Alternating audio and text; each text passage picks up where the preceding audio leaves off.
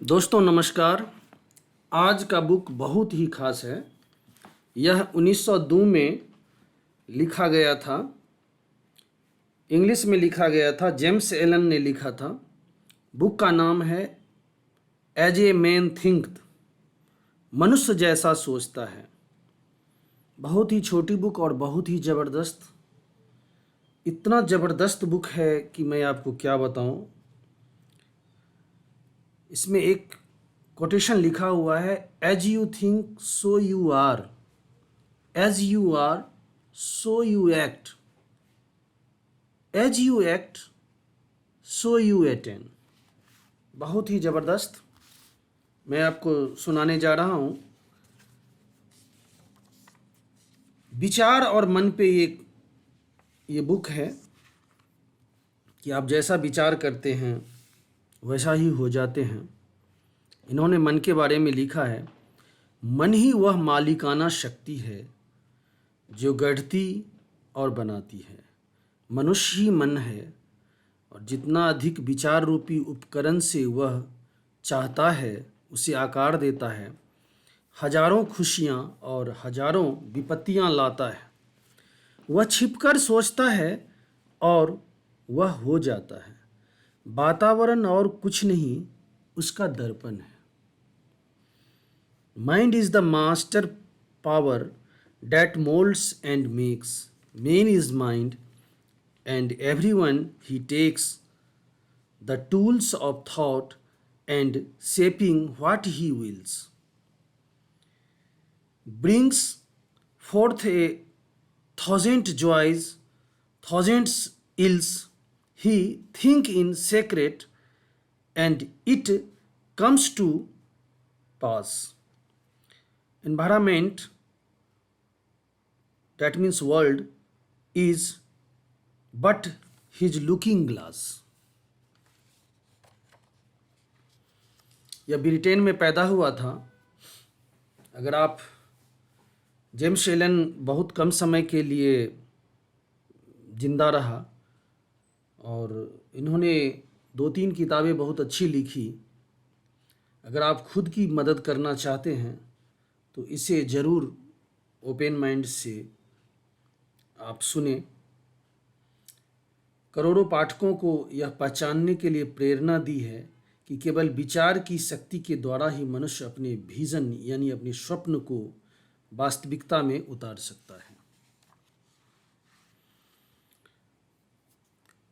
प्रस्तावना, यह छोटी सी कृति जो ध्यान और अनुभव का परिणाम है, विचार की शक्ति जिसके बारे में बहुत कुछ लिखा जा चुका है, पर कोई सुविस्तृत शोध प्रबंध नहीं है। वास्तव में यह सुझावपूर्ण है, व्याख्यात्मक नहीं। इसका उद्देश्य स्त्रियों और पुरुषों को केवल इस सत्य की खोज और प्रत्यक्ष ज्ञान के लिए प्रोत्साहित करना है कि उन विचारों के आधार पर जिन्हें वे सावधानी से चुनकर प्रोत्साहित करते हैं, वे स्वयं ही स्वयं के निर्माता हैं। चरित्र रूपी आंतरिक वस्त्र और परिस्थिति रूपी बाह्य वस्त्र का कुशल बुनकर बनकर मन ही है। कुशल बुनकर मन ही है।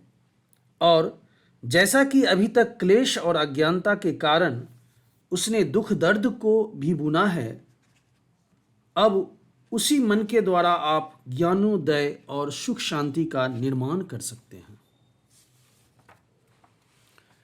पहला अध्याय है विचार और चरित्र। कहावत है कि मनुष्य अपने दिल में जैसा सोचता है वैसा ही होता है। यह मनुष्य के पूरे जीवन को ही सम्मिलित नहीं करती, बल्कि इतनी व्यापक है कि उसके जीवन के हर पहलू, हर दशा पर अपनी छाप बनाए रखती है।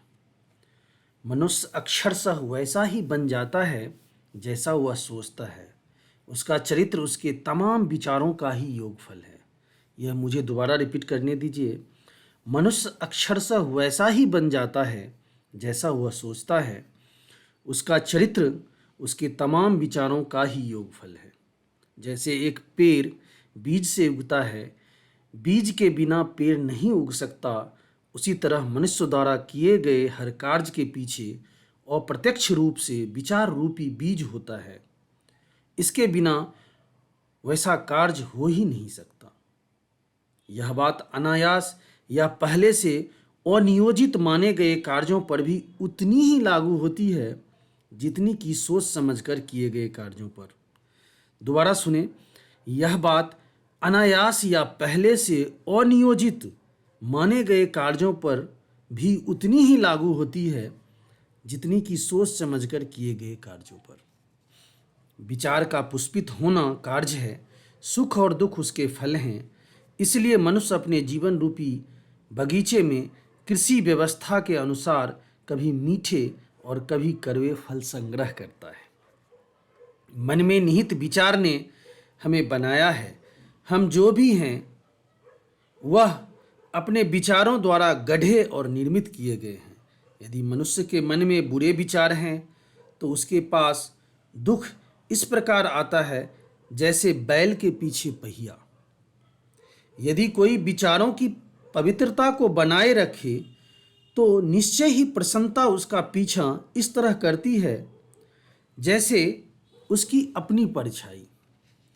मनुष्य प्राकृतिक नियमों के अनुसार बढ़ता है, न कि कृत्रिम साधनों से सृजित होता है, तथा कार्य और कारण छिपे हुए विचारों के परिमंडल में उतने ही निर्बाध और अविचल होते हैं जितने कि वे दृश्यमान और भौतिक जगत में दृष्टिगोचर होते हैं।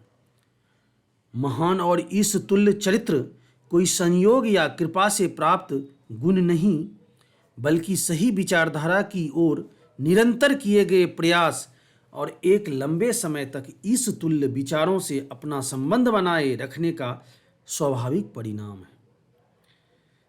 इसी तरह नीच और पाशविक चरित्र भी ऐसे अधम विचारों को अपने मन में निरंतर बनाए रखने का परिणाम है। मनुष्य खुद ही अपने को बनाता या बिगाड़ता है। विचार रूपी शस्त्रागार में वह उन शस्त्रों को धीरे धीरे बढ़ता चला जाता है जिनसे वह दुख का विनाश कर लेता है, खुद का विनाश कर लेता है। वह उन उपकरणों को भी रूप देता है जिनसे वह अपने लिए प्रसन्नता, शक्ति और शांति की भव्य अट्टालिकाओं का निर्माण करता है। विचार के सही चुनाव और सही उपयोग से मनुष्य दिव्य पूर्णता की ओर अग्रसर होता है। विचार के अनुचित और गलत उपयोग के कारण वह जानवर से भी गया गुजरा बन जाता है। इन दो छोरों के मध्य में चरित्र के विभिन्न क्रम होते हैं जिन्हें बनाने वाला और उन पर निपुणता प्राप्त करने वाला मनुष्य ही है। आत्मा से संबंधित जितने भी सुंदर सत्य हैं वे इस युग में पुनः स्थापित करके प्रकाश में लाए गए हैं। उनमें से कोई भी उतना आनंद प्रदान करने वाला या दिव्य वचन के फलीभूत होने का भरोसा देने वाला नहीं है जितना यह कि विचार का मालिक मनुष्य ही है। वही चरित्र को गढ़ने वाला और हालात, वातावरण एवं नियति को बनाने तथा आकार देने वाला भी है। शक्ति, बुद्धि और प्रेम से युक्त जीव होने और स्वयं अपने विचारों का मालिक होने के कारण मनुष्य के पास हर परिस्थिति की कुंजी है और स्वयं उसके भीतर परिवर्तित करने वाला तथा पुनर्जीवन देने वाले साधन भी हैं जिनसे वह खुद को जो चाहे वह बना सकता है। यहाँ तक कि अपनी सबसे कमज़ोर और परित्यक्त स्थिति में भी मनुष्य हरदम अपना मालिक ही रहता है, परंतु अपनी कमजोरी और अधोगति की स्थिति में वह ऐसा बेवकूफ़ मालिक सिद्ध होता है जो अपने घर द्वार को भी ठीक से नहीं चला पाता। जब वह अपनी दशा पर गौर करता है और उस नियम को कटिबद्ध होकर ढूंढता है जिस पर उसका अस्तित्व टिका है, तब वह एक विवेकशील मालिक बन जाता है जो अपनी ऊर्जा का संचालन बुद्धिमत्ता से करता है और अपने विचारों को फलदायक कार्यों की ओर मोड़ देता है। सचेत मालिक ऐसा ही होता है और मनुष्य ऐसा तभी बन जाता है जब वह अपने खुद के भीतर विचार के नियमों को खोज ले। वह खोज रूप पूरी तरह से अनुभव, आत्मनिरीक्षण और स्वयं पर लागू करने का विषय है।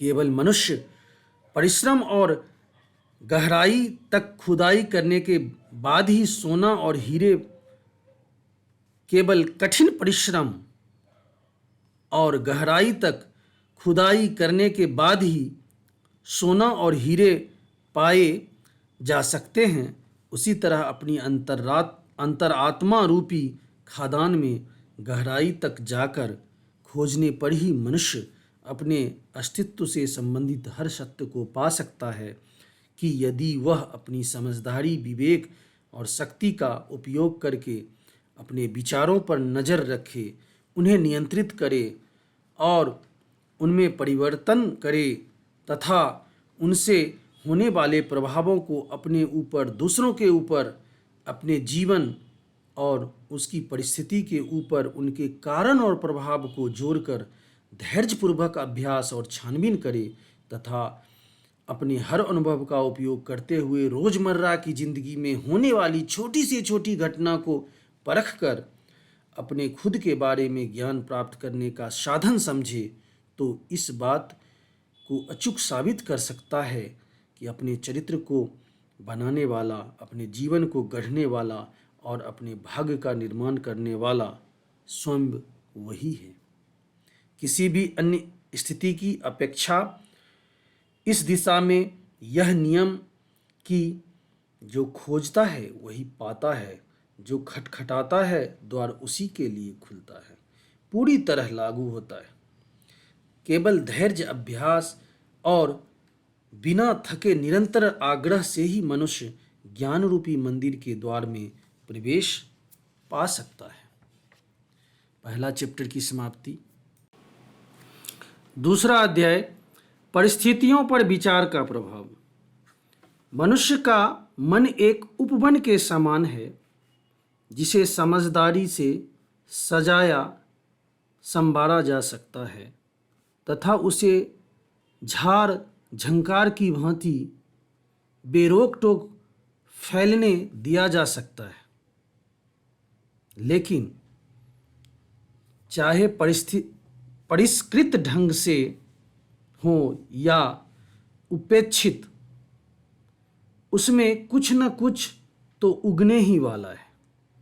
यदि उसमें उपयोगी बीज नहीं बोए गए तो बेकार के पेड़ पौधे उगते रहेंगे। अनुपयोगी जंगली खरपतवार के बीज बहुतायत से पैदा होकर बिखरते रहेंगे और अपने ही समान खरपतवार बढ़ाते जाएंगे। जैसे माली अपने बगीचे में करीने से जमीन तैयार करता है, खरपतवार साफ करता है, अपनी ज़रूरत के अनुसार फल फूल उगाता है, उसी तरह सारे खराब, गलत, अशुद्ध विचारों की खरपतवार को उखाड़ते रहकर मनुष्य को अपने मन रूपी उपवन को सुंदर बनाए रखना चाहिए और पूर्णत्व की ओर बढ़ने के लिए सही, उपयोगी और शुद्ध फल फूल रूपी विचार बनाए रखकर उनकी देखभाल करते रहना चाहिए। इस प्रक्रिया को बराबर करते रहने से देर सवेर मनुष्य को आखिर यह बोध हो ही जाता है कि अपनी आत्मा रूपी बगिया का प्रमुख माली वही है और अपने जीवन का निर्देशक भी। विचार के ये नियम उसके भीतर उद्घाटित होते हैं कि किस प्रकार विचार की शक्ति और मन के तत्व उसके चरित्र, परिस्थितियाँ और भाग्य को गढ़ने में अपना योगदान देते हैं और इस बारे में उसकी समझदारी दिन प्रतिदिन बढ़ती ही जाती है। विचार और चरित्र एक ही है और जिस तरह चरित्र केवल वातावरण और परिस्थितियों के द्वारा ही अपने आप को अभिव्यक्त करके समझा जा सकता है, उसी प्रकार मनुष्य के जीवन की बाहरी दशाएं उसकी आंतरिक दशाओं के सामंजस्य में प्रकट होती है। इसका यह अर्थ नहीं कि किसी विषय में मनुष्य की परिस्थितियां उसके चरित्र के बारे में पूरी तरह संकेत दे सके, परंतु वे परिस्थितियां उसके अंदर के महत्वपूर्ण विचार तत्व से इतनी प्रगाढ़ता से जुड़ी होती है कि उस समय उसकी प्रगति के लिए वे अपरिहार्य होती है। अस्तित्व के नियम के अनुसार हर मनुष्य अपनी उस सही जगह पर है जहां उसे होना चाहिए।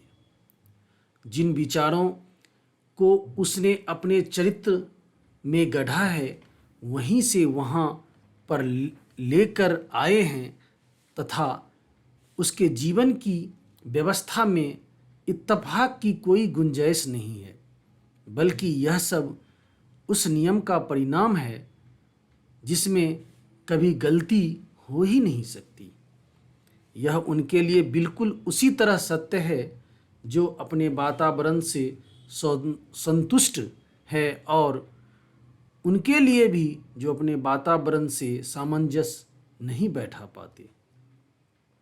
एक प्रगतिशील और विकासशील प्राणी के रूप में मनुष्य जहाँ भी है यह सीखने के लिए है कि वह विकसित हो और किसी भी परिस्थिति में जैसे जैसे वह अपने लिए निहित आध्यात्मिक पाठ पढ़ता जाता है वह परिस्थिति समाप्त होती जाती है और दूसरी परिस्थितियों को जगह देती जाती है। जब तक मनुष्य स्वयं को बाहरी हालातों के द्वारा नियंत्रित प्राणी मानता रहता है वह परिस्थितियों के थपेरे खाते रहता है।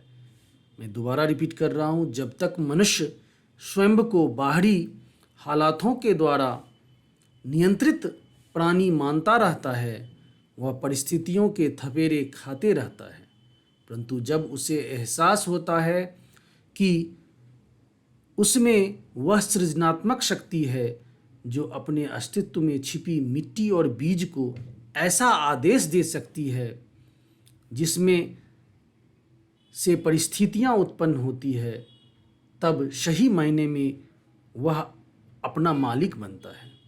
प्रत्येक मनुष्य जिसने समय की जिस किसी भी अवधि के लिए आत्मनियंत्रण और आत्मशुद्धि का अभ्यास किया है वह जानता है कि परिस्थितियां विचार से उत्पन्न होती है, क्योंकि उसने गौर किया होगा कि उसकी बदली हुई मनोदशा के सही अनुपात में उसकी परिस्थितियों में बदलाव होता है।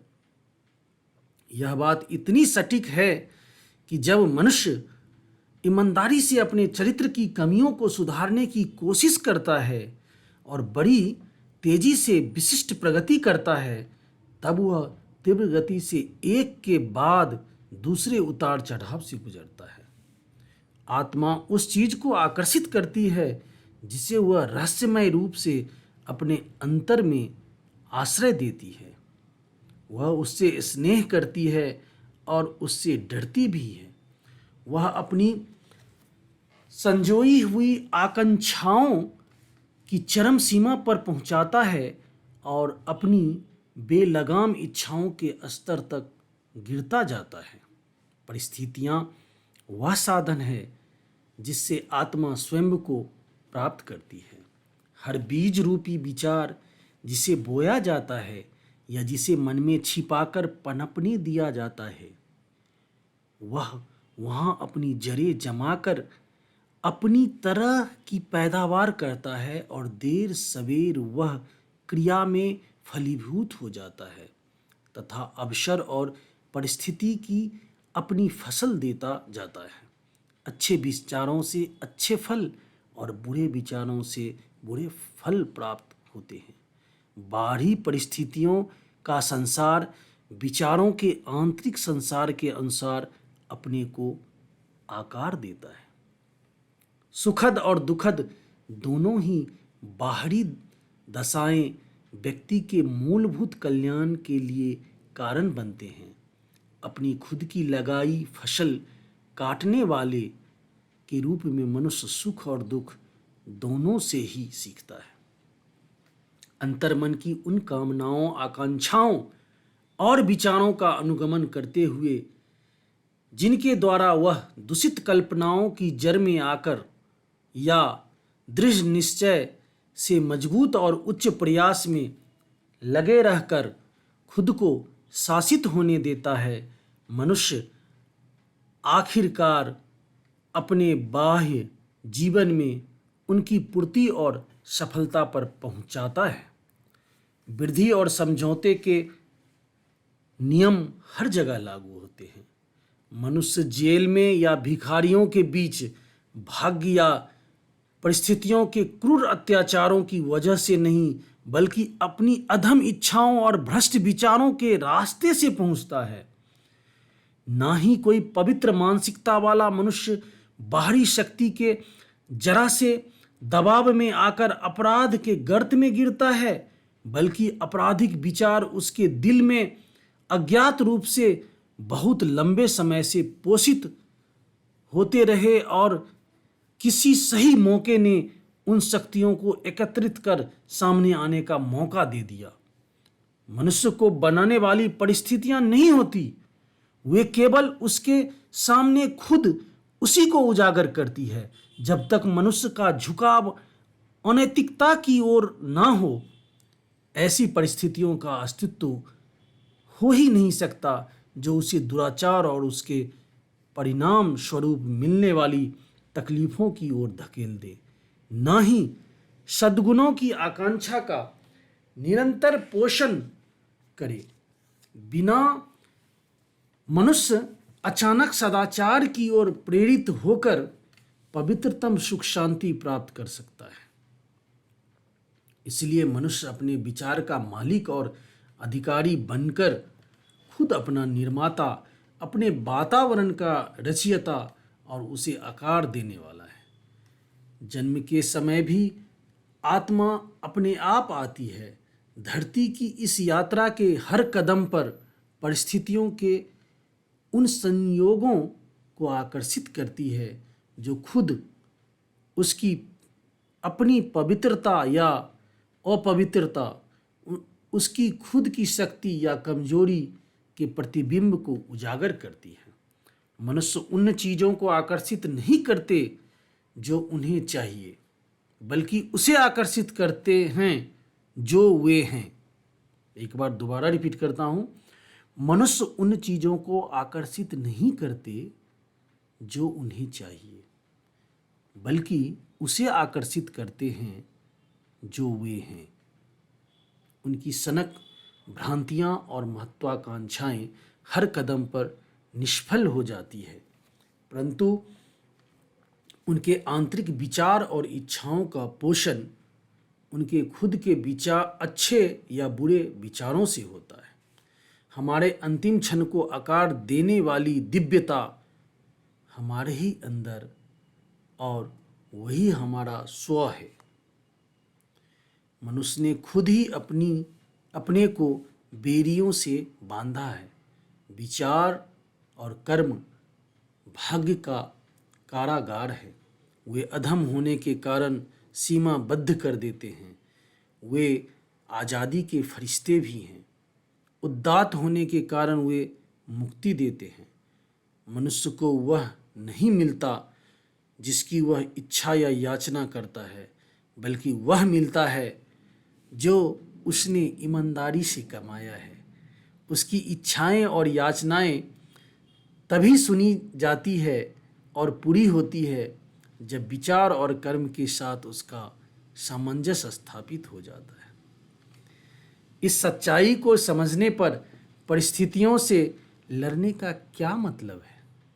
इसका अर्थ यह है कि मनुष्य निरंतर बाहर दिखाई देने वाली परिस्थितियों से विद्रोह करता है, जबकि वह उसके कारण को हर समय अपने हृदय में पोषित करते हुए सुरक्षित रखता है। वह कारण चेतन दोष का रूप ले सकता है या एक अचेतन कमजोरी, परंतु चाहे वह कुछ भी हो, वह उसके स्वामी की हर कोशिश में हठपूर्वक बाधा डालता है और उसके उसके उपचार के लिए चीख पुकार मचाता है। मनुष्य अपनी परिस्थितियों को सुधारने के लिए चिंतित है, परंतु खुद को सुधारने के लिए वह तैयार नहीं है।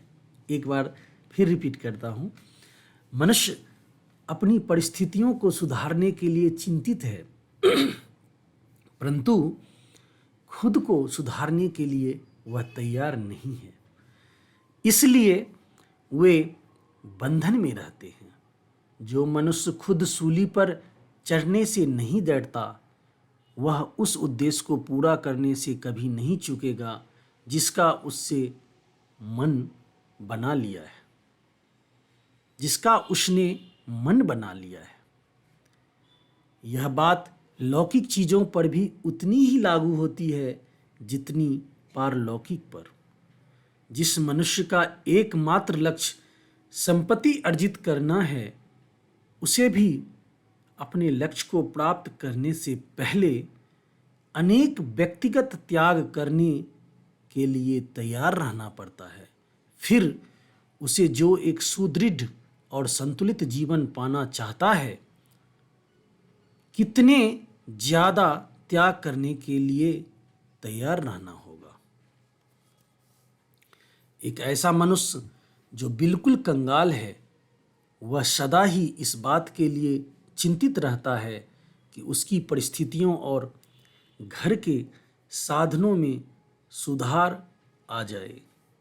फिर भी वह हर समय कामचोरी करता है और अपने इस व्यवहार को यह कहकर उचित ठहराता है कि उसे वेतन बहुत कम मिल रहा है।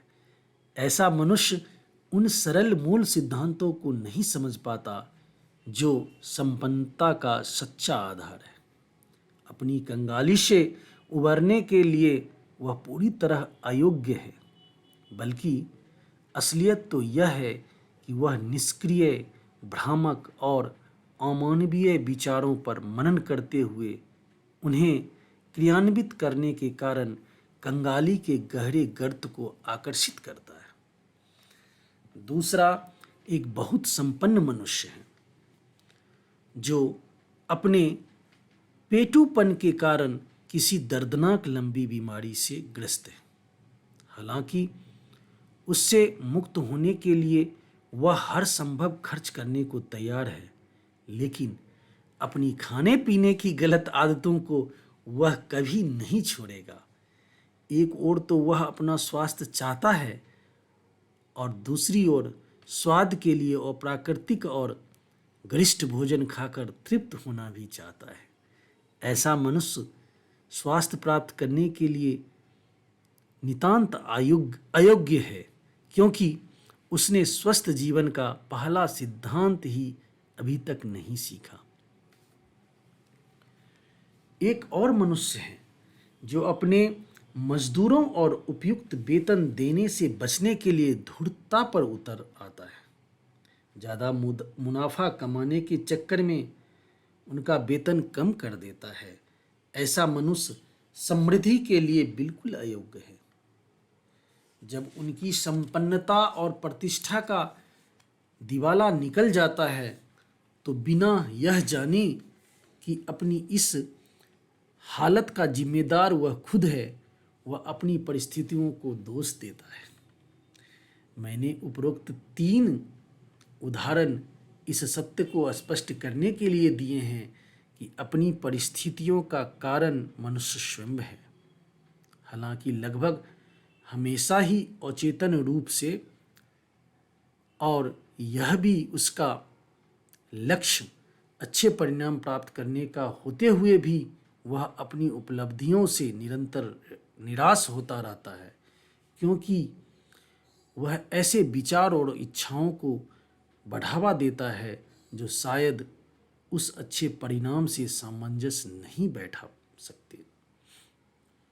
थोड़े बहुत बदलाव करके ऐसे अनगिनत उदाहरण दिए जा सकते हैं, परंतु यह आवश्यक नहीं है।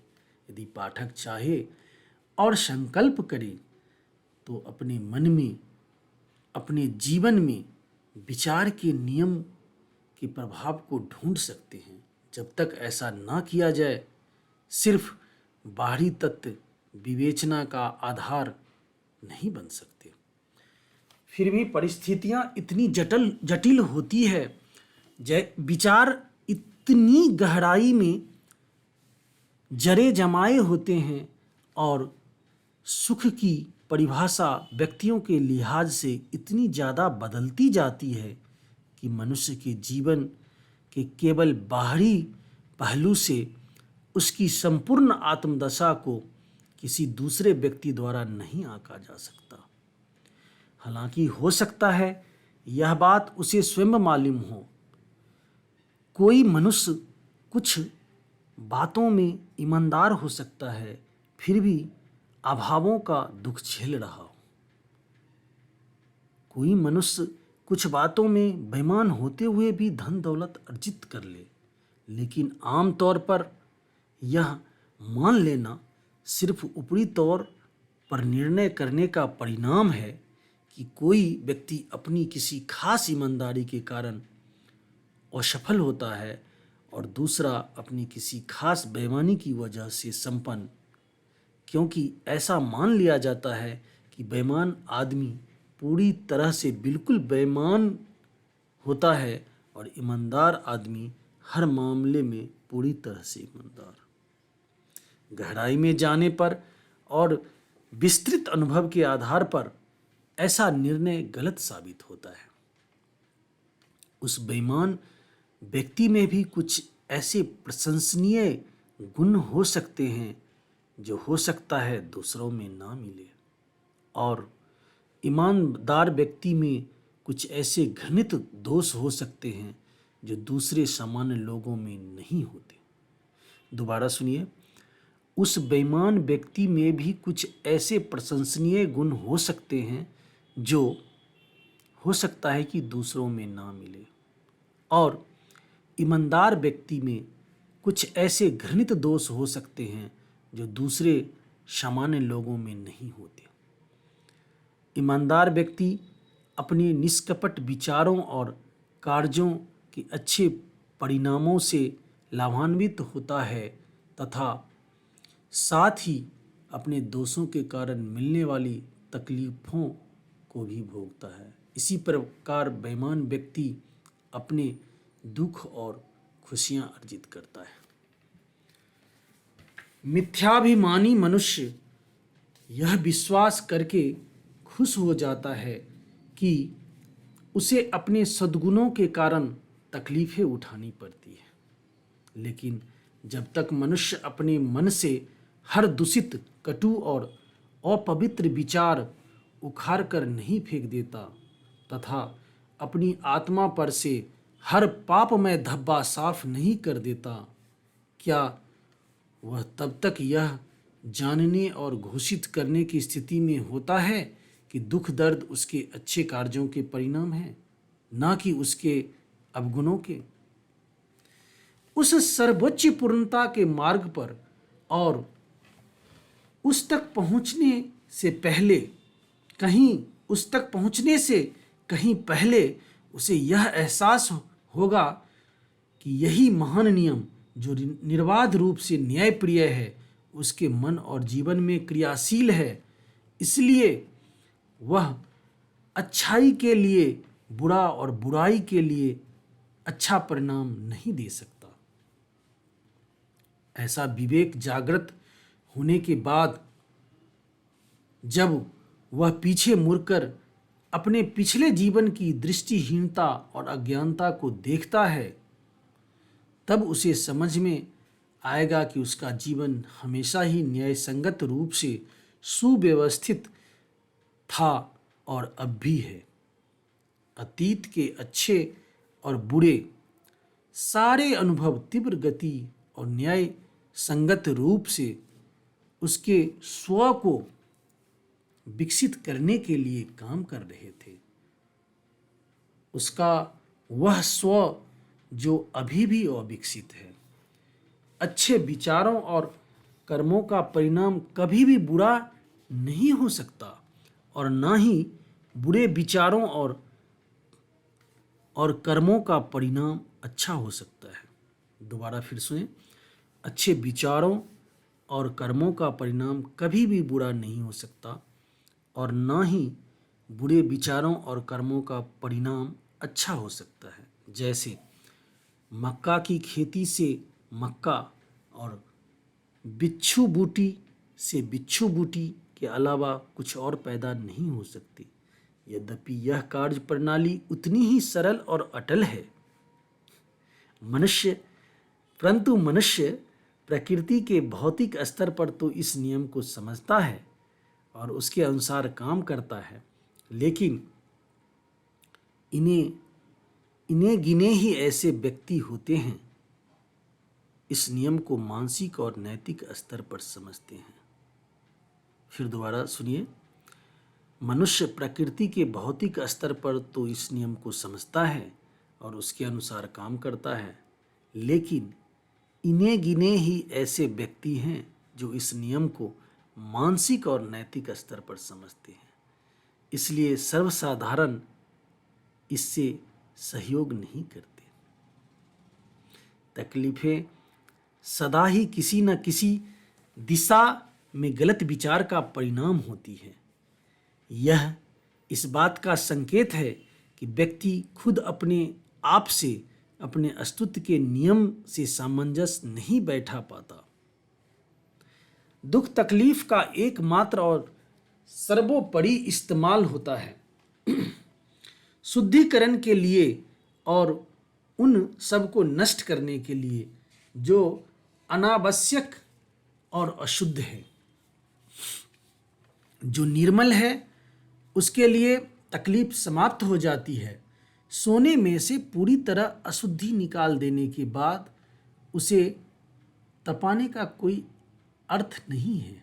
एक पूरी तरह स्वच्छ और प्रबुद्ध व्यक्ति कतई दुखी नहीं हो सकता।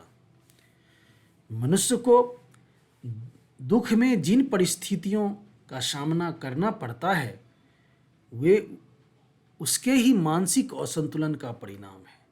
जिन परिस्थितियों का प्रभाव सुखकारी होता है वह मनुष्य के मानसिक सामंजस्य के कारण होता है। सौभाग्यशाली होने का मापदंड भौतिक संपत्ति नहीं बल्कि सही विचार है। दुर्भाग्य का मापदंड भौतिक संपत्ति का अभाव नहीं बल्कि गलत विचार है। एक बार और सुने, सौभाग्यशाली होने का मापदंड भौतिक संपत्ति नहीं बल्कि सही विचार है। दुर्भाग्य का मापदंड भौतिक संपत्ति का अभाव नहीं बल्कि गलत विचार है। कोई मनुष्य धनी होते हुए भी अभिशापित हो सकता है तथा गरीब होते हुए भी सौभाग्यशाली। अमीरी और सौभाग्य तभी एक साथ हो सकते हैं जब धन का उपयोग विवेक के साथ सही तरीके से किया जाता है। साथ ही गरीब मनुष्य दुर्भाग्य के गर्त में तभी उतरता है जब वह अपनी हालत को अन्याय से थोपी हुई मानता है। गरीबी और आसक्ति दुर्भाग्य के दो छोर हैं। ये दोनों समान रूप से अस्वाभाविक और असंतुलित मन का परिणाम है। जब तक मनुष्य स्वस्थ, संपन्न और प्रसन्न ना हो तब तक वह सही तरह से अनुकूल अवस्था में नहीं आता। और प्रसन्नता, स्वास्थ्य तथा संपन्नता मनुष्य के अंतरंग का उसके बाह्य वातावरण के साथ सामंजस्यपूर्ण तालमेल का परिणाम है। मनुष्य सही मायने में मनुष्य तभी बनता है जब वह चीखना और झिड़कना बंद कर देता है और वह अव्यक्त न्याय की खोज आरंभ कर देता है जो उसके जीवन को नियंत्रित कर रहा है। जब वह अपने मन को उस नियंत्रण करने वाले घटक के अनुकूल कर लेता है, तब वह दूसरों को अपनी हालत का जिम्मेदार ठहराना बंद कर देता है और खुद को महान और तेजस्वी विचारों से गढ़ने लगता है। वह परिस्थितियों से लड़ना बंद करके तेजी से अपनी प्रगति के लिए सहायक, साथ ही अपने अंतर में निहित संभावनाओं और छिपी हुई क्षमताओं को ढूंढने के साधन के रूप में उनका उपयोग करना शुरू कर देता है। ब्रह्मांड में सबसे प्रबल सिद्धांत व्यवस्था का है और व्यवस्था का नहीं। न्याय जीवन की आत्मा और तत्व है, अन्याय नहीं। साथ ही इस संसार के आध्यात्मिक शासन को गढ़ने वाली और चलाने वाली शक्ति सदाचार है, भ्रष्टाचार नहीं। यह इस तरह होने के कारण, यह जानने के लिए कि ब्रह्मांड सही है, मनुष्य को और कुछ नहीं बल्कि स्वयं को सही करना होगा और अपने आप को सही करने की इस प्रक्रिया के दौरान यह समझाएगा कि जैसे जैसे वह लोगों और वस्तुओं के प्रति अपने विचारों को बदलता जाएगा, वस्तुएं और दूसरे लोग उसके प्रति बदलते जाएंगे। बहुत ही ज़बरदस्त है। फिर मैं दोबारा रिपीट करता हूँ, ब्रह्मांड में सबसे प्रबल सिद्धांत व्यवस्था का है और व्यवस्था का नहीं। न्याय जीवन की आत्मा और तत्व है, अन्याय नहीं। साथ ही इस संसार के आध्यात्मिक शासन को गढ़ने वाली और चलाने वाली शक्ति सदाचार है, भ्रष्टाचार नहीं। यह इस तरह होने के कारण, यह जानने के लिए कि ब्रह्मांड सही है, मनुष्य को और कुछ नहीं बल्कि स्वयं को सही करना होगा और अपने आप को सही करने की इस प्रक्रिया के दौरान यह समझाएगा कि जैसे जैसे वह लोगों और वस्तुओं के प्रति अपने विचारों को बदलता जाएगा, वस्तुएं और दूसरे लोग उसके प्रति बदलते जाएंगे। यह सत्य है और इसका प्रमाण हर व्यक्ति में है। इसलिए इसमें क्रमबद्ध आत्मविश्लेषण और आत्मनिरीक्षण द्वारा आसानी से जांच पड़ताल करने की गुंजाइश है। मनुष्य को अपने विचारों में आमूल परिवर्तन करने दीजिए और वह अपने जीवन की भौतिक दशाओं में होने वाले तीव्र परिवर्तनों के प्रभाव को देखकर चकित रह जाएगा। मनुष्य कल्पना कर लेता है कि विचार को छिपा कर रखा जा सकता है, लेकिन ऐसा हो ही नहीं सकता। ये तेजी से आदत में बदल जाते हैं और आदत घनीभूत होकर परिस्थिति में बदल जाती है। पाशविक विचार नशे की लत और कामुकता में बदल जाते हैं, जो गरीबी और बीमारी की परिस्थितियों में घनीभूत हो जाते हैं। हर प्रकार के अपवित्र विचार तीव्र गति से दुर्बलता और किंकर्तव्य विमूढ़ता की आदत में बदल जाते हैं और प्रतिकूल यानी हानि पहुंचाने वाली परिस्थितियों में घनीभूत हो जाते हैं। भय, संदेह और दुविधा, कमजोर, स्त्रैन, अनिश्चय की आदतों में बदल जाते हैं, जो असफलता, दरिद्रता और गुलामी भरी निर्भरता में घनीभूत हो जाते हैं। आलसीपन के विचार दुष्टता और बेईमानी की आदतों में बदल जाते हैं तथा अनियमितता और भिखारीपन की परिस्थिति में घनीभूत होते हैं। ध्यान, घृणापूर्ण और दंडात्मक विचार दोषारोपण और उग्रता की आदतों में बदल जाते हैं, जो फिर नुकसान और अत्याचार की परिस्थितियों में घनीभूत हो जाते हैं। सब प्रकार के स्वार्थपूर्ण विचार स्वार्थीपन की आदतों में बदल जाते हैं जो लगभग दुखद परिस्थितियों में घनीभूत हो जाते हैं। दूसरी ओर हर प्रकार के सुंदर विचार कृपा और दयालुता की आदतें धारण कर लेते हैं जो सद्भावपूर्ण और सुहावनी परिस्थितियों का स्वरूप ले लेती है। शुद्ध विचार आत्मसंयम और आत्मनियंत्रण की आदतों को धारण कर लेते हैं जो शांति और प्रशांति की परिस्थिति का रूप ले लेते हैं। बहादुरी आत्मविश्वास और निर्णायक विचार पुरुषोचित आदतों का रूप धारण कर लेते हैं जो सफलता, प्रचुरता और स्वतंत्रता की परिस्थितियों में बदल जाते हैं। ऊर्जा से भरे विचार स्वच्छता, परिश्रम की आदतों का रूप धारण कर लेते हैं जो आनंददायी परिस्थितियों में बदल जाती है। कोमल और क्षमाशील विचार कोमलता की आदतों का रूप धारण कर लेते हैं जो संरक्षात्मक और परिरक्षित परिस्थितियों में बदल जाते हैं। प्रेमपूर्ण और स्वार्थ रहित विचार निस्वार्थी आदतों का रूप लेकर अस्थायी संपन्नता और सच्ची समृद्धि की परिस्थितियों का स्वरूप ले लेते हैं।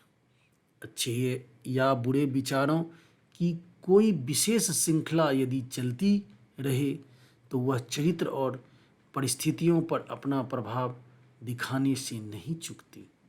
यद्यपि अपनी परिस्थितियों का चुनाव मनुष्य सीधे सीधे तो नहीं कर सकता, परंतु अपने विचारों का चुनाव करके वह निश्चय ही अपनी परिस्थितियों को आकार दे सकता है। मैं दोबारा रिपीट करता हूँ, अच्छे या बुरे विचारों की कोई विशेष श्रृंखला यदि चलती रहे तो वह चरित्र और परिस्थितियों पर अपना प्रभाव दिखाने से नहीं चूकती। यद्यपि अपनी परिस्थितियों का चुनाव मनुष्य सीधे सीधे तो नहीं कर सकता, परंतु अपने विचारों का चुनाव करके वह निश्चय ही अपनी परिस्थितियों को आकार दे सकता है।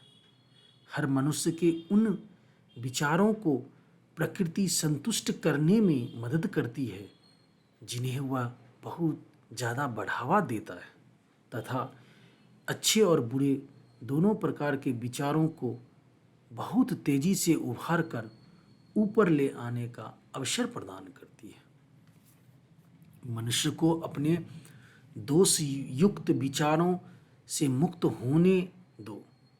सारा संसार उसकी ओर स्नेहपूर्ण होकर उसकी मदद करने के लिए तैयार हो जाएगा।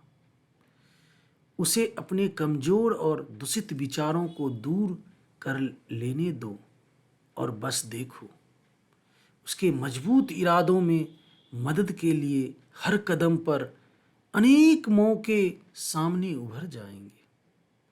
उसे अच्छे विचारों को प्रोत्साहित करने दो और कोई भी बदकिस्मती उसे गरीबी और शर्मिंदगी की मजबूरी से बांध नहीं सकेगा। यह दुनिया रंगों के विभिन्न संयोजन का कोलाइडोस्कोप या बहुरूपदर्शी है जो आपके निरंतर बदलते विचारों की अति संवेदनशील समायोजित तस्वीरें पल पल पर आपके सामने उभारता है। तो तुम वही बनोगे जो बनने के लिए तुम कटिबद्ध हो। असफलता को उसका मिथ्या संतोष लेने दो। उस निर्दोष शब्द वातावरण में, परंतु आत्मा उसे तिरस्कृत कर मुक्त है। यह समय और आकाश को जीत लेती है।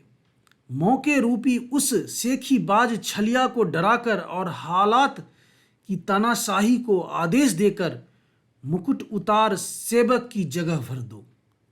मानवीय इच्छा, वह अदृश्य शक्ति, अमर आत्मा की संतान, किसी भी लक्ष्य के लिए चीर कर राह बना सकती है, भले ही ग्रेनाइट की दीवार बीच में हो। देरी होने से धैर्य मत खो, बस इंतजार करो समझदारी से। जब आत्मा उठकर आज्ञा देती है, देवी देवता भी आज्ञा पालन को तत्पर होते हैं। दूसरी अध्याय परिस्थितियों पर विचार का प्रभाव की समाप्ति। धन्यवाद। तीसरा अध्याय विचार का स्वास्थ्य और शरीर पर प्रभाव। शरीर मन का सेवक है।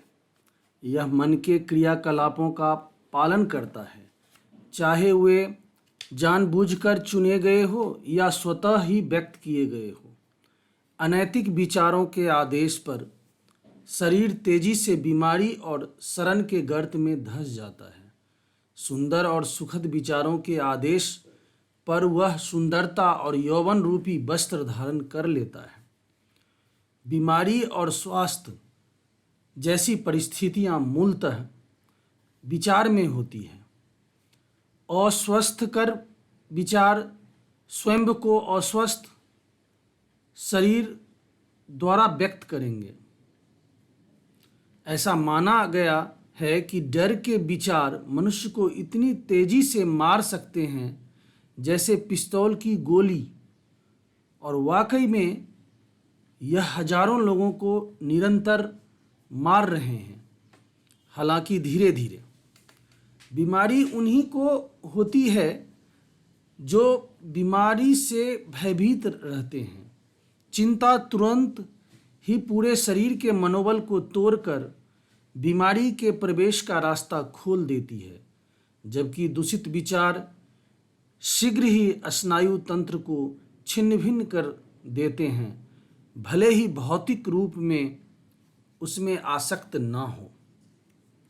दृढ़, पवित्र और सुखद विचार शरीर को मनोहरता और ओज से सशक्त बनाते हैं।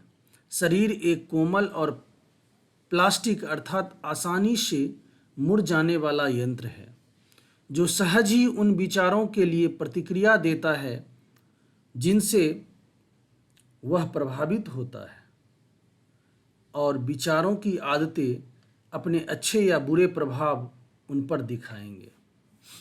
मनुष्य जब तक दूषित विचार फैलाता जाएगा, तब तक उसमें प्रवाहित होने वाला रक्त अशुद्ध और जहरीला रहेगा। छल कपट से रहित हृदय से स्वच्छ शरीर और विशुद्ध जीवन बनता है। कलुषित मन से भ्रष्ट शरीर और कलुषित जीवन उत्पन्न होता है। विचार, कर्म, जीवन और अभिव्यक्ति का झरना है। इस झरने को पवित्र बनाए और सब कुछ पवित्र हो जाएगा। जब तक मनुष्य अपने विचारों को नहीं बदलेगा, तब तक खान पान बदलने से उसे कोई मदद नहीं मिलेगी। जब मनुष्य अपने विचारों को शुद्ध बना लेता है, तब उसे तामसिक भोजन की कामना नहीं रहती। स्वच्छ विचारों से स्वच्छ आदतें बनती हैं। वे तथाकथित संत जो नहाते नहीं हैं, वास्तव में संत नहीं हैं।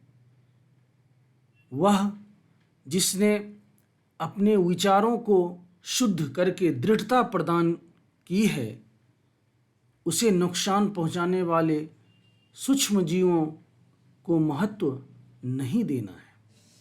यदि आप स्वयं अपने शरीर की रक्षा करना चाहते हैं, तो आप अपने मन को चौकन्ना रखिए। यदि आप अपने शरीर को नया जीवन प्रदान करना चाहते हैं, तो सबसे पहले अपने मन को सुंदर बनाइए। दोबारा फिर सुनिए। यदि आप स्वयं अपने शरीर की रक्षा करना चाहते हैं, तो आप अपने मन को चौकन्ना रखिए। यदि आप अपने शरीर को नया जीवन प्रदान करना चाहते हैं, तो सबसे पहले अपने मन को सुंदर बनाइए। द्वेष, ईर्ष्या, निराशा, विषाद के विचार शरीर के स्वास्थ्य और रौनक को खत्म कर देते हैं। अप्रिय चेहरा अकस्मात नहीं आ जाता, बल्कि कटु विचारों द्वारा बनता है।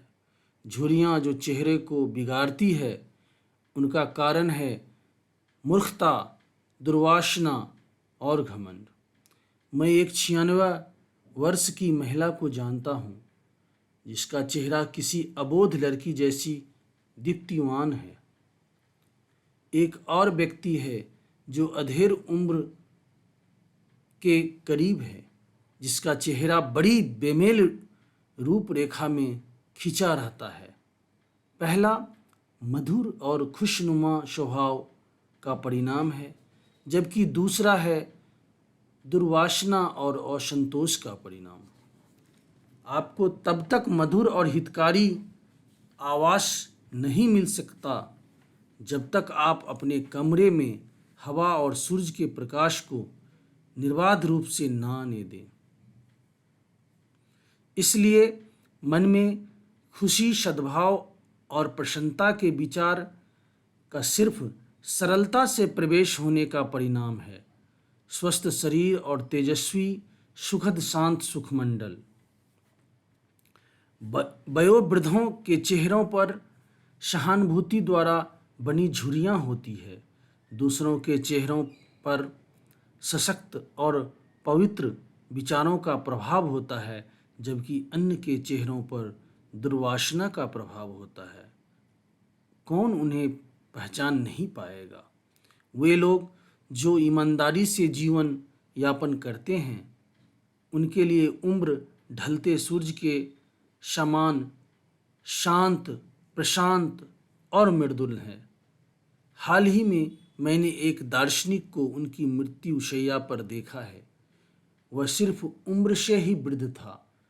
जितनी मधुरता और शांति से उसने अपना जीवन जिया था, उसकी मृत्यु भी वैसे ही थी।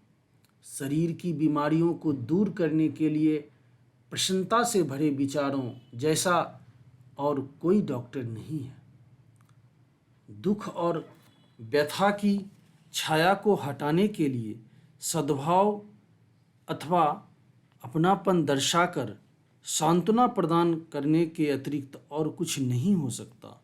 लगातार कटुता, संदेह, ईर्ष्या और दुर्भावपूर्ण विचारों में रहना बिल्कुल ऐसा ही है मानो खुद के लिए एक बंदी गृह में कैद रहना। परंतु सभी के बारे में अच्छा सोचना, सभी के साथ प्रसन्न रहना, धैर्यपूर्वक सभी में अच्छाइयों को ढूंढने का प्रयास करना, ऐसे निस्वार्थ विचार ही स्वर्ग के द्वार हैं। और दिन प्रतिदिन हर प्राणी के प्रति शांति के विचार बनाए रखने वालों को अनुभव शांति मिलेगी। अध्याय 3 की समाप्ति। धन्यवाद। अध्याय 4 विचार और उद्देश्य। जब तक विचारों को उद्देश्य से ना जोड़ा जाए, कोई भी बौद्धिक उपलब्धि नहीं होती। जीवन रूपी भवसागर में विचारों के मस्तूल वाला छोटा जहाज अधिकतर इधर उधर भटकता रहता है। लक्ष्य विहीनता एक दुर्गुण है और इधर उधर भटकना उस व्यक्ति के लिए जारी नहीं रहना चाहिए जो विनाश और विध्वंसक से साफ बचकर निकल जाना चाहता है।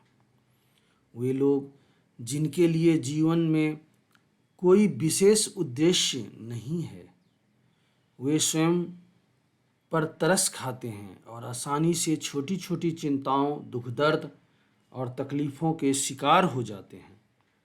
जानबूझकर किए गए पाप कर्म भले ही किसी दूसरे रास्ते से किए गए हों, ये सभी बातें कमजोरियों को दर्शाती हैं जिनका परिणाम होता है नुकसान, अप्रसन्नता, असफलता। क्योंकि शक्ति से विकसित होने वाले इस ब्रह्मांड में कमजोरी अस्थायी नहीं रह सकती। मनुष्य को अपने हृदय में किसी न्याय संगत उद्देश्य को धारण करना चाहिए और उसे पूरा करने के लिए कृत संकल्प होना चाहिए। इस उद्देश्य को अपने विचारों का केंद्र बिंदु बनाना चाहिए।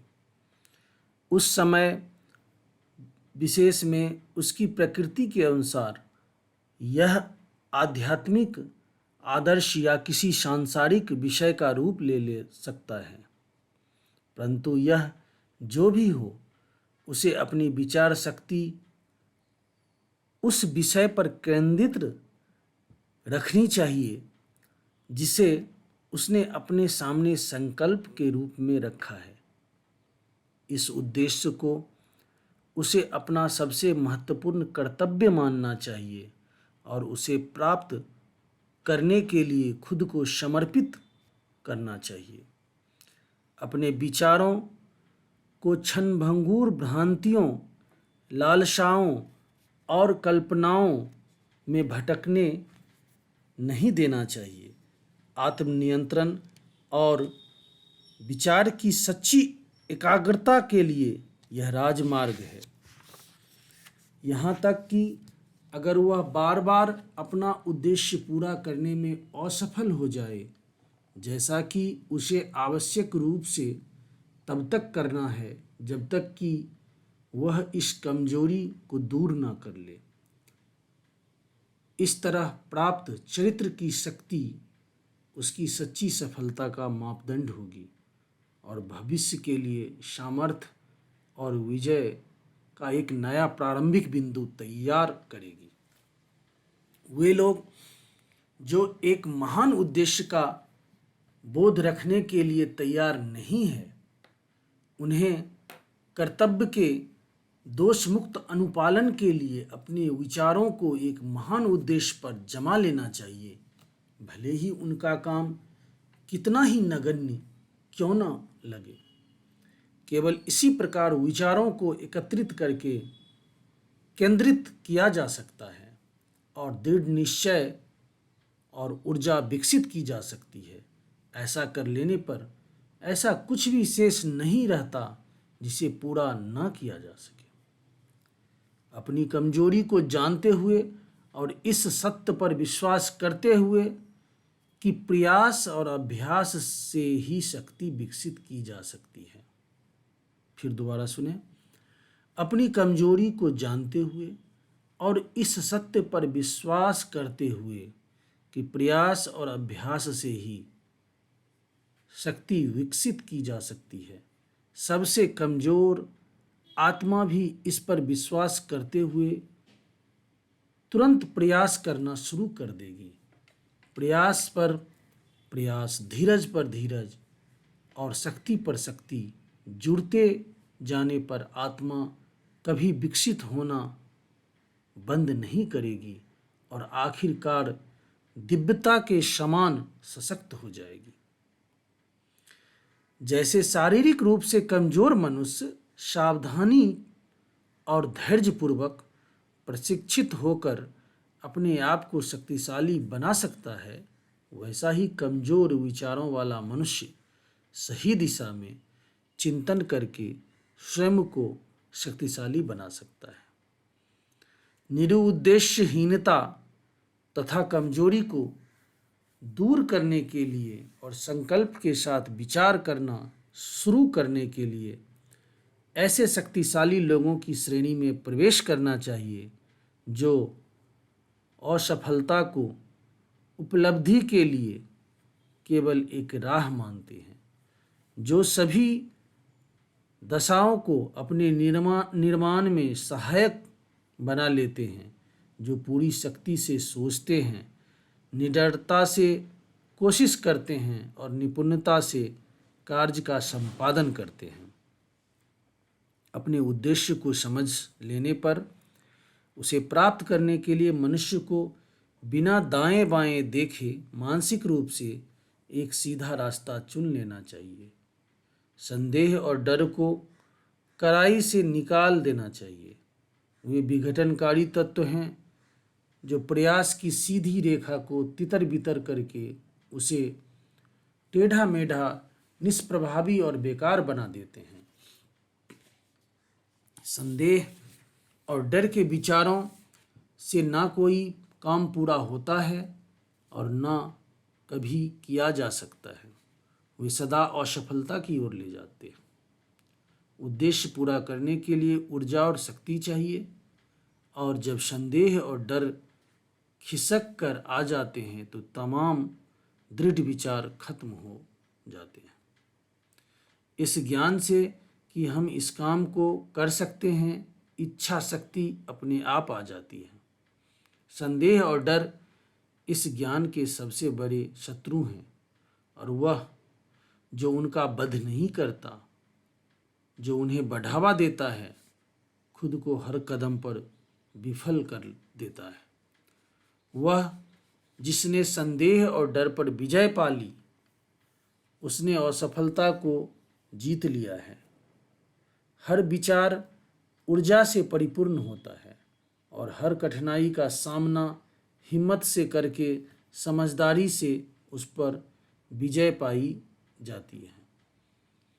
उसके उद्देश्य सही समय पर रोपे जाते हैं, जो फलते फूलते हैं और ऐसे फल उत्पन्न करते हैं जो झड़कर समय से पहले नहीं गिर जाते। वे विचार जो उद्देश्य के प्रति निर्भयता से परिपूर्ण होते हैं, वे नवनिर्माण की शक्ति बन जाते हैं। वह जो इस बात को जानता है, वह मात्र अस्थिर विचारों और चंचल उत्तेजनाओं का पुलिंदा न रहकर कुछ उच्चतर और सशक्त बनने को तैयार हो जाता है। वह जो ऐसा करता है, वह सचेत रहकर समझदारी से अपने मानसिक शक्तियों को नियंत्रित करने वाला बन जाता है। धन्यवाद। विचार और उद्देश्य, चौथे अध्याय की समाप्ति। अध्याय 5, उपलब्धि में विचार तत्व। वह सब कुछ जो मनुष्य प्राप्त करता है या जो प्राप्त करने में असफल रहता है, वह सीधे सीधे उसके अपने विचारों का परिणाम है। उचित रूप से व्यवस्थित जगत में संतुलन के अभाव का अर्थ होगा पूरी तरह से विनाश, जिसमें व्यक्तिगत जिम्मेदारी संपूर्ण होनी चाहिए। मनुष्य की कमजोरी और शक्ति, पवित्रता और अपवित्रता उसकी अपनी होती है, किसी अन्य मनुष्य की नहीं।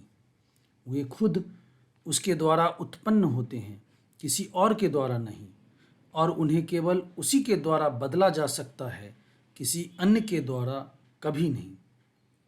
उसकी परिस्थिति भी उसकी अपनी होती है, किसी और मनुष्य की नहीं।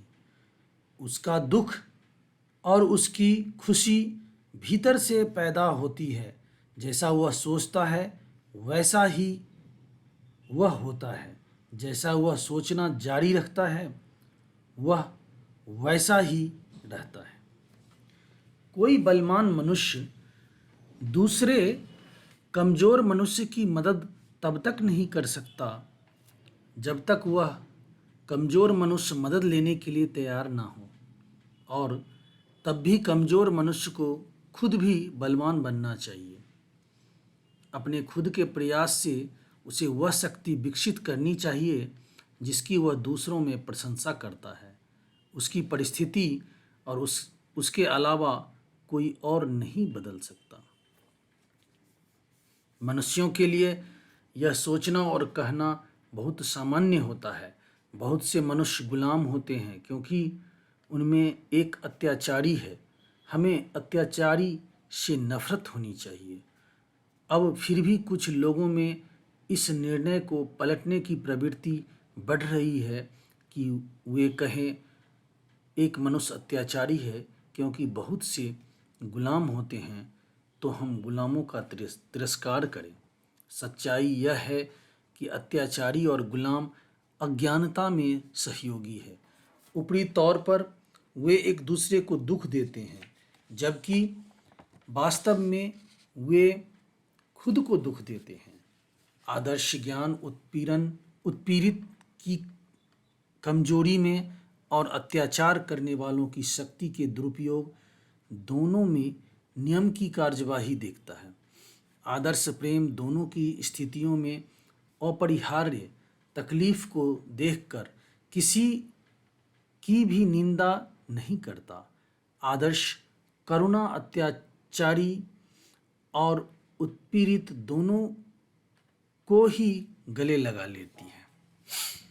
वह जिसने कमजोरी पर विजय हासिल कर ली है और तमाम स्वार्थपूर्ण विचारों को दूर कर लिया है, वह न अत्याचारी होता है और न उत्पीड़ित, वह स्वतंत्र है।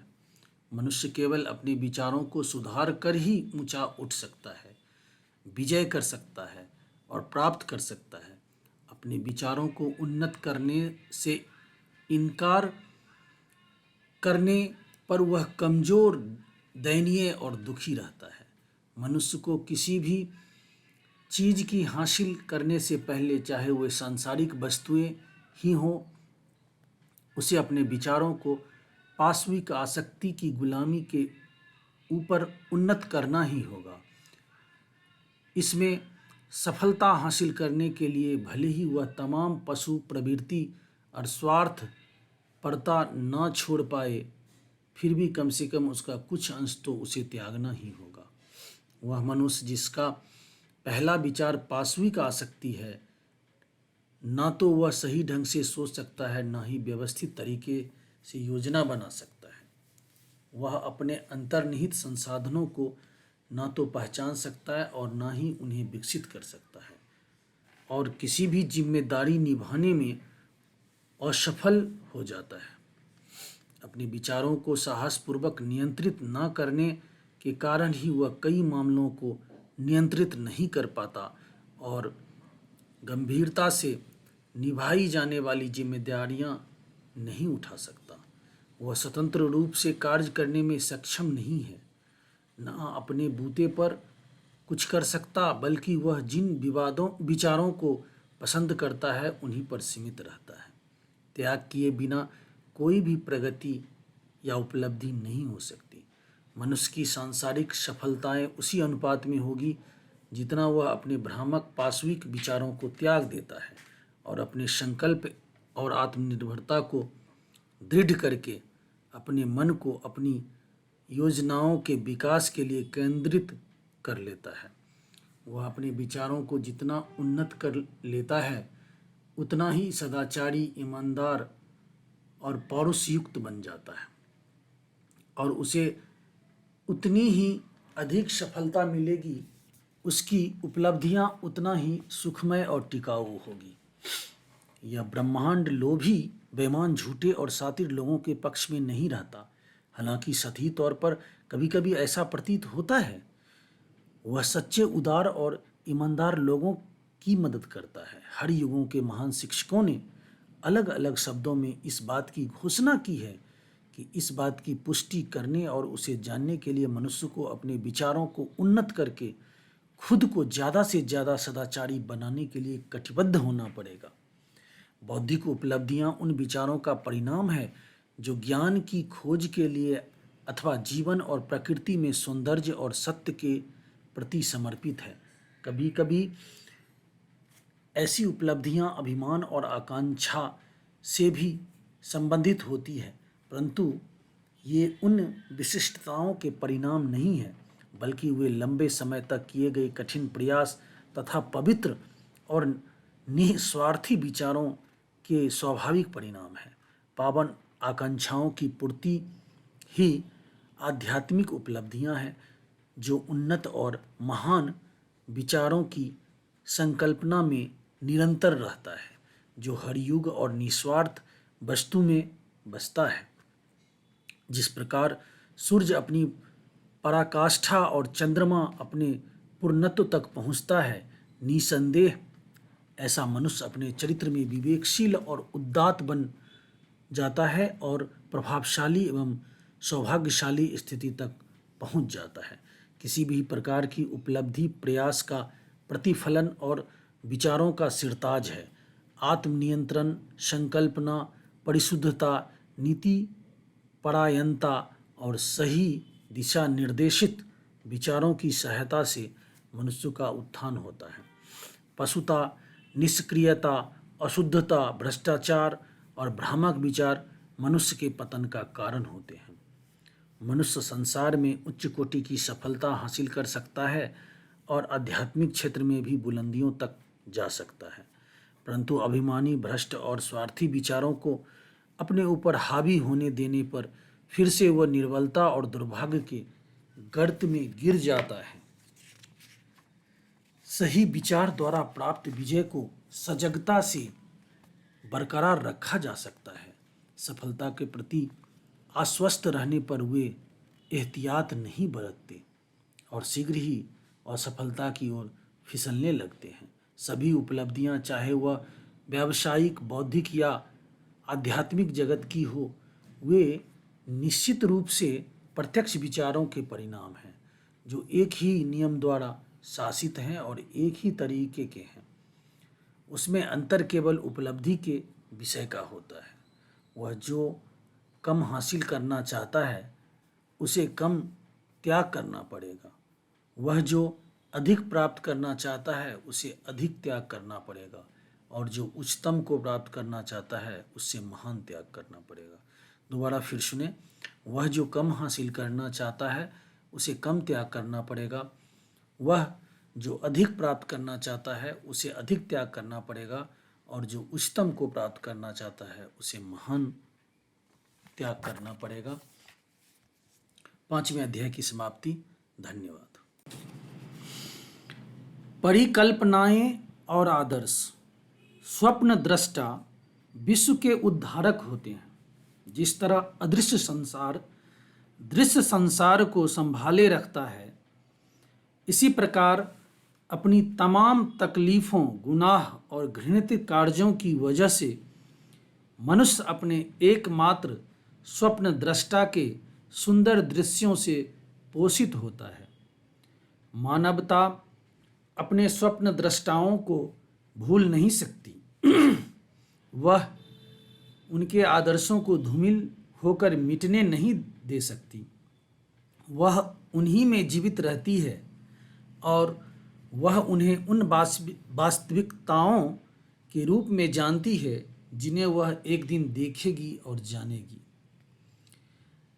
रचयिता, मूर्तिकार, चित्रकार, कवि, पैगंबर, संत, ऋषि सभी परलोक के सृष्टिकर्ता हैं, स्वर्ग के वास्तुकार।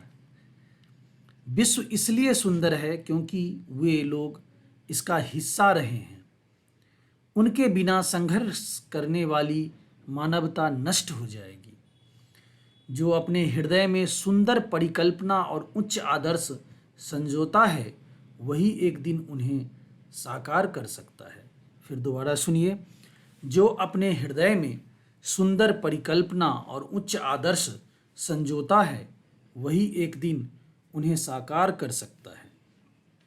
कोलंबस ने एक अन्य विश्व की परिकल्पना संजोई और उसे खोज भी निकाला। कोपरनिकस ने अनेक विश्व और विस्तृत ब्रह्मांड की परिकल्पना संजोए रखी और उन्हें उजागर किया। भगवान बुद्ध ने निष्कलंक सौंदर्य एवं उत्तम शांतिपूर्ण आध्यात्मिक विश्व की परिकल्पना का अवलोकन किया और उसमें प्रवेश भी किया। अपने स्वप्न को संजोए रखो, अपने आदर्शों को संजोए रखो, अपने हृदय को प्रेरित करने वाले संगीत को संजोए रखो, क्योंकि आपके मन में आकार लेती हुई सुंदरता, आपके विचारों को आच्छादित करने वाला माधुर्य तथा सारी आनंददायी परिस्थितियां इन्हीं में से विकसित होगी और स्वर्गीय वातावरण का विकास होगा। यदि इन सब के प्रति आप सच्चे हैं तो अंत में आपके विश्व का निर्माण हो जाएगा। इच्छा रखने का अर्थ उसे प्राप्त करना, आकांक्षा रखने का अर्थ उसकी उपलब्धि। दोबारा फिर सुने, इच्छा रखने का अर्थ है उसे प्राप्त करना, आकांक्षा रखने का अर्थ है उसकी उपलब्धि। क्या मनुष्य की निम्नतम स्तर की इच्छाओं की तुष्टि पूरी तरह से हो जाएगी? और उसकी पवित्रतम अभिलाषाएं प्रोत्साहन की कमी के कारण दम तोड़ देगी? विधान ऐसा नहीं है। मांगो और पाओ के संदर्भ में इच्छाओं की ऐसी दशा कभी नहीं हो सकती। उदात्त सपनों की कल्पना करो। तुम जैसे सपनों की कल्पना करते हो वैसे ही बन जाती हो। भविष्य की तुम्हारी कल्पना में इस बात की आशा है कि तुम एक दिन क्या बनोगे। तुम्हारे आदर्श इस बात की भविष्यवाणी है कि आखिरकार तुम क्या अनावृत करोगे। बड़ी से बड़ी उपलब्धि भी शुरू में एक समय स्वप्न ही थी। इतना बड़ा बरगद का पेड़ भी प्रसुप्त अवस्था में बीज में ही निहित था। चूजा भी अंडे में प्रतीक्षा करता है और आत्मा की उच्चतम कल्पना शक्ति में एक जागृत फरिश्ता प्राण डालता है। स्वप्न असलियत के बीज हैं। आपकी परिस्थितियां प्रतिकूल हो सकती है, परंतु यदि आप किसी आदर्श को नज़र में रखें और उस तक पहुंचने की कोशिश करें तो परिस्थितियां अधिक समय तक प्रतिकूल नहीं रहेगी। आप अपने अंतरतम की यात्रा करते हुए बाहर अविचल नहीं रह सकते। यहाँ उदाहरण है एक युवक का जो गरीबी और परिश्रम से दबा हुआ है, किसी भी प्रकार के कार्यों के लिए परिष्कृत नहीं है, अप्रशिक्षित है और जिसे लंबे समय तक ऐसी जगह काम करना पड़ता है जहाँ का वातावरण स्वास्थ्य के अनुकूल नहीं है। फिर भी वह बेहतर चीज़ों की कल्पना करता है। वह बुद्धिमत्ता, परिष्कृति, अनुग्रह और सौंदर्य के बारे में सोचता है। वह जीवन की एक आदर्श परिस्थिति के बारे में कल्पना करके उसे मानसिक रूप से निर्मित करता है। प्रशस्त स्वतंत्रता और विस्तृत कार्य क्षेत्र की परिकल्पना उस पर अपना अधिकार जमा लेती है। उसकी व्याकुलता उसे कार्य के लिए प्रेरित करती है और वह अपने बचे हुए सारे समय तथा साधनों को अपनी अव्यक्त शक्ति एवं संसाधनों के विकास में लगा देता है। शीघ्र ही उसका मन इस तरह परिवर्तित हो जाता है कि उस कार्यशाला में अब उसका मन नहीं लगता। उसका मन अपनी मानसिकता के साथ सामंजस्य ना बैठा पाने के कारण उसके जीवन में इस तरह हट जाता है जिस तरह पहने हुए वस्त्र को मनुष्य उतार फेंकता है, और अवसर के बढ़ने के कारण जो उसकी बढ़ती हुई शक्ति के कार्य क्षेत्र में योग्य बैठती है वह उसमें से हमेशा के लिए निकल जाता है। वर्षों बाद यह इस नवयुवक को एक वयस्क के रूप में पाते हैं। हम उसे मन की कुछ विशेष शक्तियों के स्वामी के रूप में पाते हैं जिनका उपयोग एक विश्वव्यापी प्रभाव और लगभग अद्वितीय शक्ति के साथ करता है। वह अपने हाथों में विशालकाय जिम्मेदारियां की डोर थामे हुए उसकी वाणी सुनकर जीवन बदल जाते हैं। स्त्री और पुरुष उसके शब्दों का अनुसरण करके अपने चरित्र में सुधार करने लगते हैं। वह सूर्य की भांति अटल और ऐसा प्रकाशवान केंद्र बन जाता है जिसके चारों ओर असंख्य नियतियां परिक्रमण करती है। उसने अपने युवा अवस्था के विजन यानी परिकल्पना को साकार कर लिया है। अपने आदर्शों के साथ एक एकाकार हो गया है। हे युवा पाठकों, आप भी अपने हृदय की परिकल्पना को साकार करेंगे, चाहे वह निम्न स्तर की हो या सुंदर, अथवा दोनों प्रकार की मिलीजुली। आपका आंतरिक सुझाव सदा ही उसकी ओर होगा जिसे आप चोरी छिपे मन में सबसे ज़्यादा चाहते हैं। आपके विचारों का अक्षरशः परिणाम आपके हाथ में रखा जाएगा। आपको वही मिलेगा जो आपने कमाया है, ना उससे कम ना उससे ज़्यादा।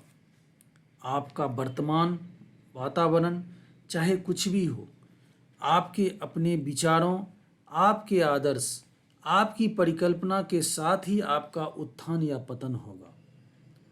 अपने पर हावी इच्छा के अनुसार, अपनी नगण्य अथवा प्रभावी महत्वाकांक्षा के अनुकूल ही आप महान बनते हैं। स्टेंटन डेविस कर्कहम के शब्दों में, आप अपने कर्मों का लेखा जोखा रखते होंगे और अब तक जो आपके आदर्शों के बीच की रुकावट बन रहे थे, उस द्वार से चलकर आप निकल जाएंगे और स्वयं को ऐसे दर्शक गण के सामने पाएंगे।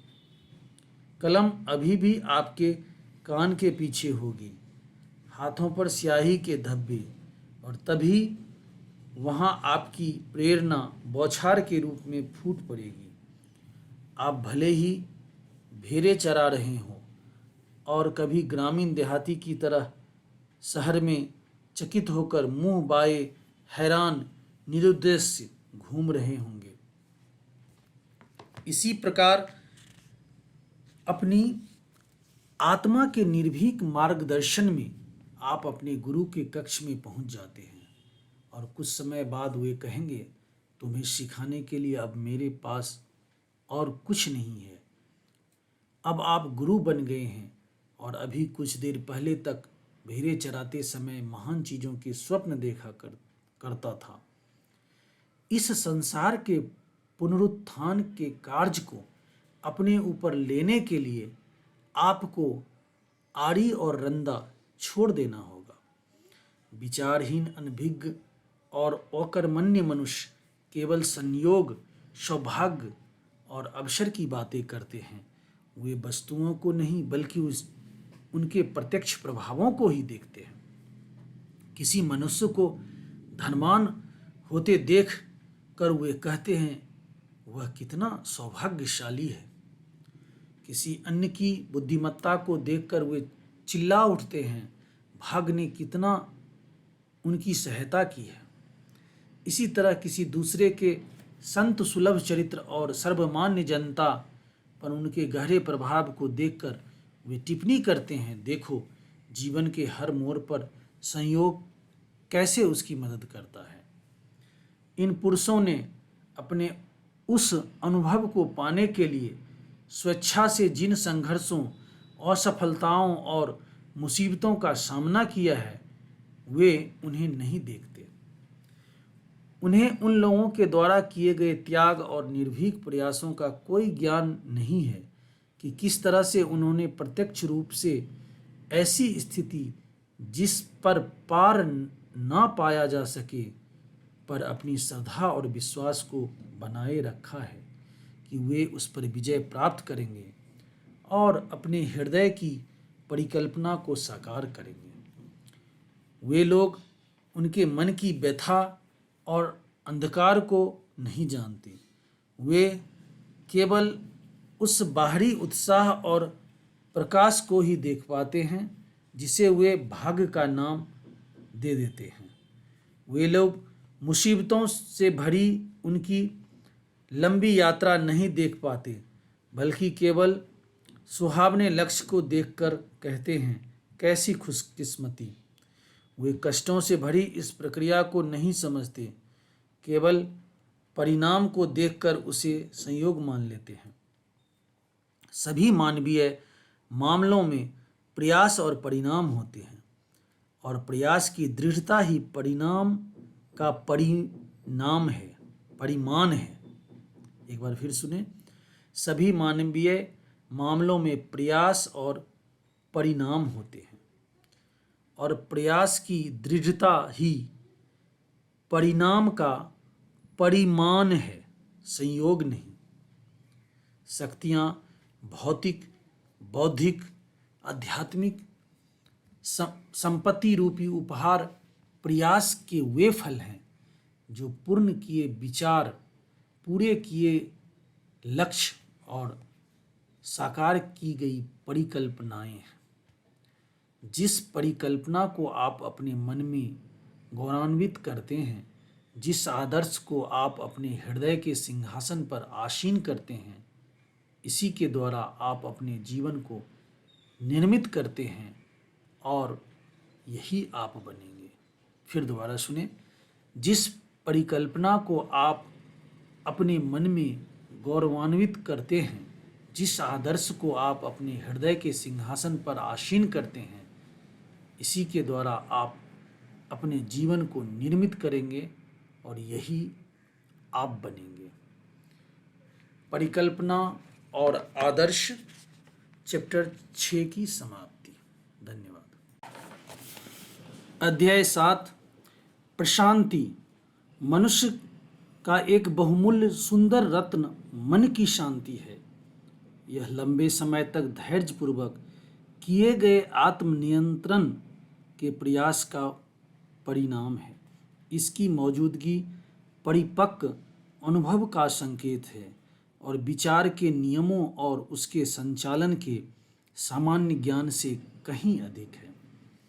मनुष्य उसी अनुपात में शांत रहता है जितना कि वह स्वयं को विचारों द्वारा विकसित जीव समझता है, क्योंकि ऐसे ज्ञान के लिए दूसरों के बारे में यह समझना जरूरी हो जाता है कि वे लोग उनके खुद के विचारों का परिणाम है, और जैसे जैसे वह सही समझ विकसित कर लेता है तथा कारण और प्रभाव के फलस्वरूप अधिकाधिक स्पष्टता से वस्तुओं के आपसी संबंधों को देख सकता है, वह संतुलित, स्थिर और शांत बना रहता है तथा जरा जरा सी बात पर परेशान और दुखी होकर आग बबूला हो जाना और बात का बतंगर बनाना बंद कर देता है।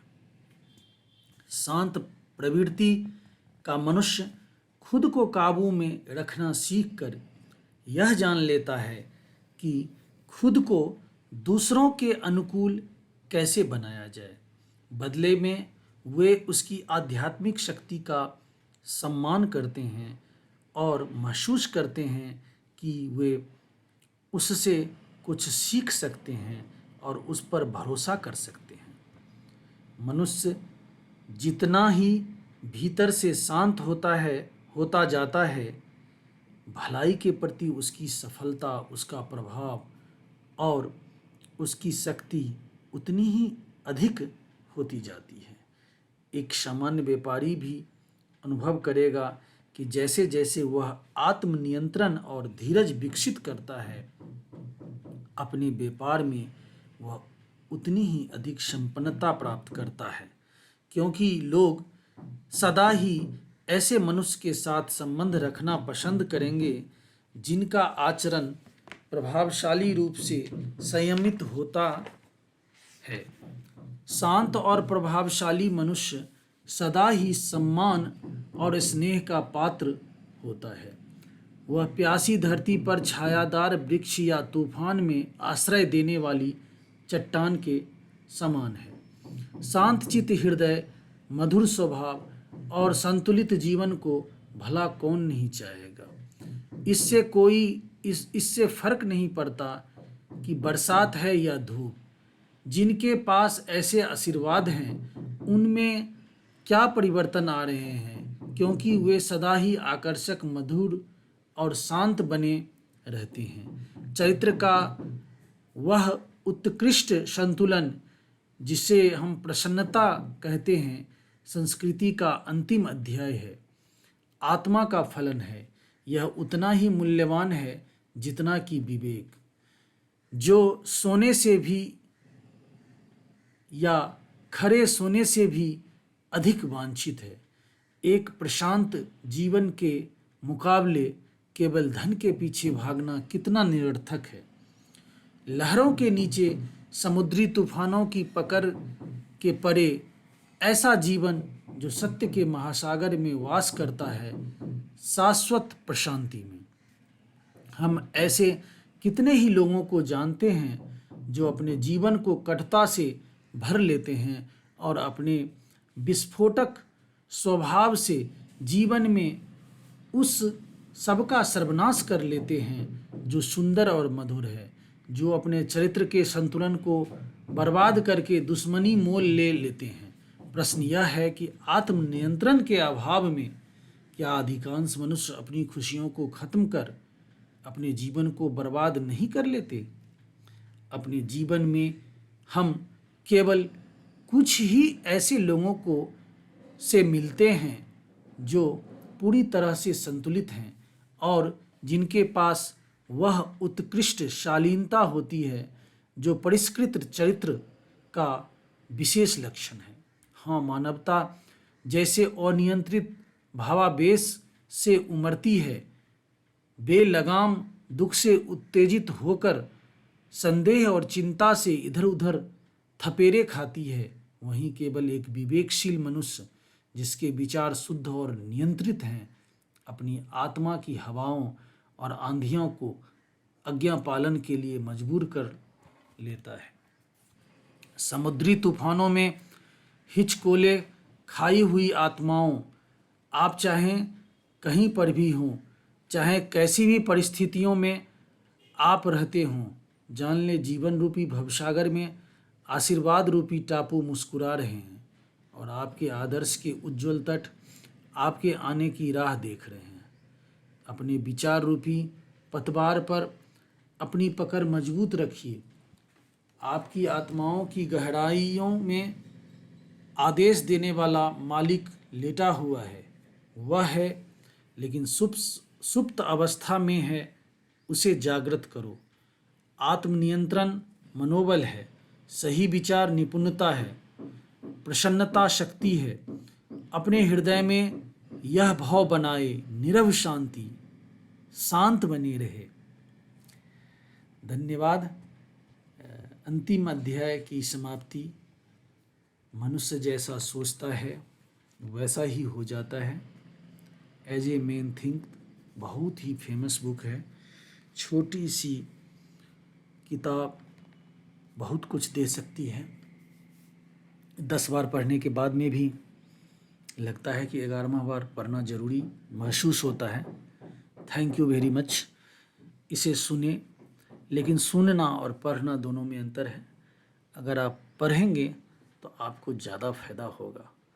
कुछ ही दिनों में मैं इसके चैप्टर वाइज समरी जो और इजी रूप से तैयार करूँगा और आप लोगों के समक्ष चैप्टर वाइज पेश करूँगा। धन्यवाद। स्वस्थ रहिए, शानंद रहिए और समृद्धि की ओर बढ़ते रहिए। धन्यवाद।